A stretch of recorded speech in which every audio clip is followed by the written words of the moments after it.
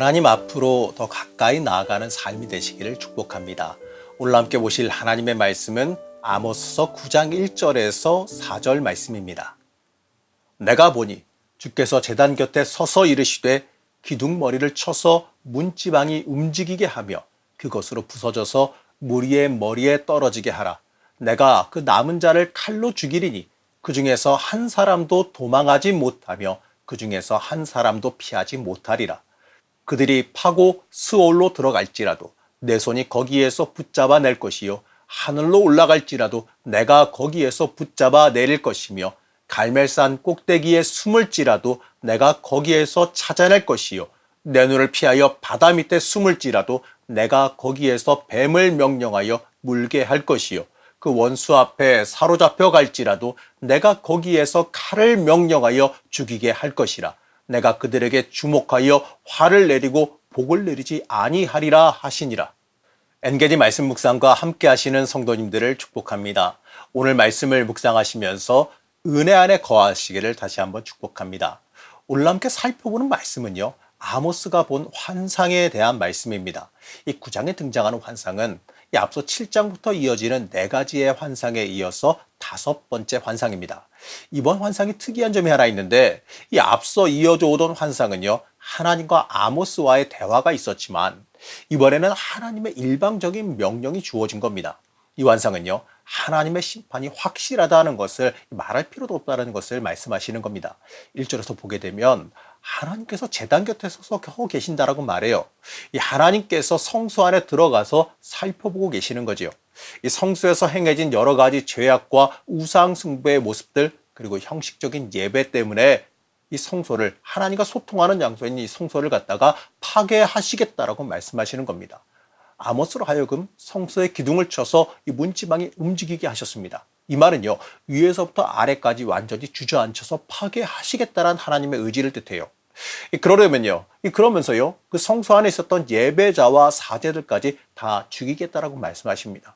여기에서 이 성소 안에 사람이 있다는 것은 좀 중요한 의미를 지닙니다.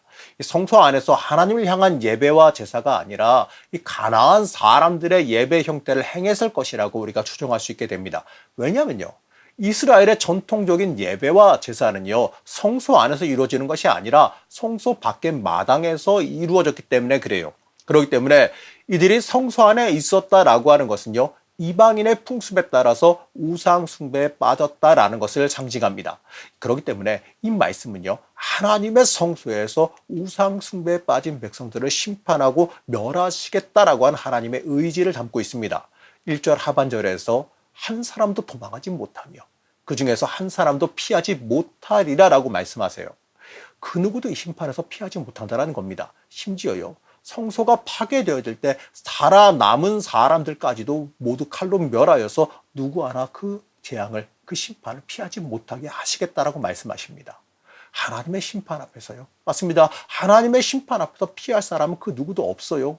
우리는 이 말씀을 보면서 우리가 이 하나님의 심판 앞에서 과연 내가 피할 수 없다라는 그 사실을 깨달아 알아야 하는 겁니다. 하나님은요, 하나님 외에 다른 것을 더 중요시하는 우상 숭배를 멸하십니다. 우리는 이 말씀을 보면서 내가 그 우상 숭배자는 아닌지, 하나님 외에 다른 것을 더 중요하게 여기는 사람은 아니었는지 우리 스스로 돌아보며 회개할 수 있어야 됩니다. 2절 말씀은요, 하나님을 피할 수 없음을 더 강조해서 말해주죠. 2절 말씀을 함께 보시겠습니다.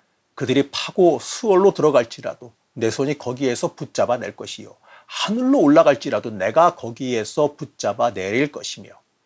여기서 말하는 스올이라고 하는 개념은요, 이 고대 이스라엘 백성들이 땅 밑에, 아주 깊은 땅 밑에 존재한다라고 생각했던 다른 세계입니다.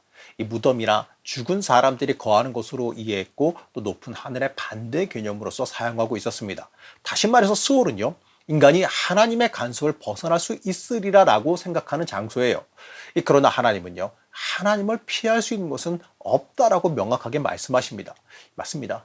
하나님을 피할 곳은 존재하지 않아요. 하나님의 시선을 피할 곳은 아무것도 없습니다. 우리는 이것을 잊지 말아야 됩니다. 이어서 3절은요, 갈멜산과 바다 밑으로 피할지라도 하나님을 피할 수 없다라고 말합니다. 갈멜산은 지중해를 내려다볼 수 있는 아주 높고 숲이 우거진 산이에요. 그래서 이 이스라엘 백성들은요, 이 산이 바알에게 속한 것으로서 이해했었습니다. 그래서 죄인들이 이곳에 숨으면 바알의 영역이니까 하나님께서 찾지 못할 것이라고 생각했다고 해요. 하지만요, 이 모든 것은 다 하나님의 주권 아래에 있기 때문에 이 생각은 절대적으로 틀렸지요. 바다도 마찬가지로 사람이 하나님의 눈을 피해 도망갈 수 있는 곳으로 여겼습니다. 요나가 하나님을 피해 바다 밑으로 도망하려 했던 것을 보면 잘 알 수가 있습니다. 그러나 바다 속도 하나님의 영역이에요. 우리는 하나님 앞에서 피할 곳이 그 어디도 없다는 것을 깨달아야 됩니다.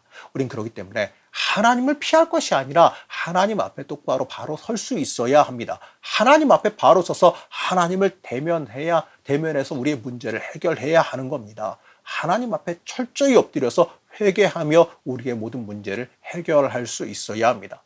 여러분, 그것이요, 우리의 인생의 살 길이라는 그 사실을 잊지 말아야 됩니다.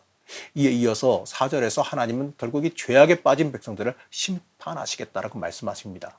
4절 말씀입니다. 그 원수 앞에 사로잡혀 갈지라도 내가 거기에서 칼을 명령하여 죽이게 할 것이라. 내가 그들에게 주목하여 화를 내리고 복을 내리지 아니하리라 하시니라. 심지어 포로로 잡혀가도 거기에 만족하지 않고 그들을 결국 칼로 멸하시기를 원한다라고 말씀하십니다. 하나님의 철저한 심판이 이루어진다라고 강하게 말씀하시는 겁니다. 하나님께서 이스라엘 백성들을 이처럼 철저히 심판하신 이유가 뭐냐? 바로 우상 숭배 때문입니다. 하나님의 백성으로서 자기의 정체성과 존재 이유를 다 잃어버렸으니 그에 따라 징계하겠다라고 말씀하시는 겁니다. 우리가 하나님의 징계 피할 방법은 없다는 걸 깨달아야 됩니다. 그렇기 때문에 우리는요, 근본적으로 하나님의 징계 아래로 들어가지 말아야 돼요. 우리가 하나님의 징계받을 사람이 되지 말아야 하는 겁니다. 사랑하는 성도 여러분, 우리는 하나님 앞에서 어떻게 살아가야 될지 이미 그 정답은 다들 알고 계실 겁니다. 하나님 중심으로 살아야 됨을 이미 여러분들 다 잘 알고 계실 겁니다. 하지만 우리는 이 정답을 알면서도요, 내 욕망에 사로잡혀 그 길을 걸어가질 않습니다. 겉모양은 신앙인의 삶을 살아갈지라도요, 삶의 본질은 욕망이라고 하는 우상 숭배에 빠져 있지는 않았는지 스스로 돌아보며 회개할 수 있어야 됩니다. 참된 복은요, 하나님께 달려 있음을 우리는 잊지 말아야 됩니다. 오늘도 우리 스스로를 돌아보시면서요, 하나님 앞으로 참된 복의 자리로 들어가는 성도님들 되시기를 이랑 간절히 축복합니다. 우리의 주인 되신 하나님, 우리가 본질을 잃어버리고 하나님을 떠나고 있지는 않았는지 돌아봅니다. 껍데기만 남아있지는 않았는지, 모양만 남아있지는 않았는지 돌이켜보고 회개합니다.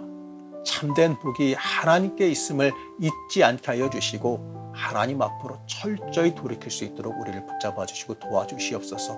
오늘 하루도 하나님 앞으로 참된 복의 자리로 돌아가기를 원하오며 거룩하신 예수님의 이름으로 간절히 기도드렸습니다. 아멘.